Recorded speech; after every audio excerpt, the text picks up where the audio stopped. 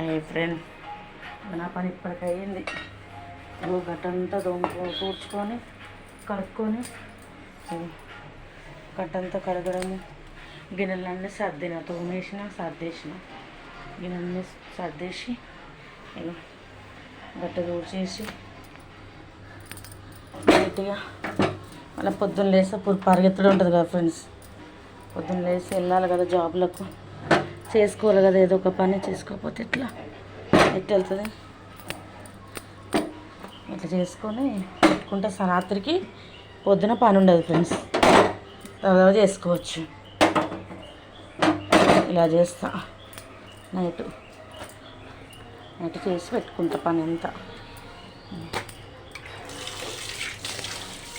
Night అంతా పని చేసుకొని పెట్టుకుంటా.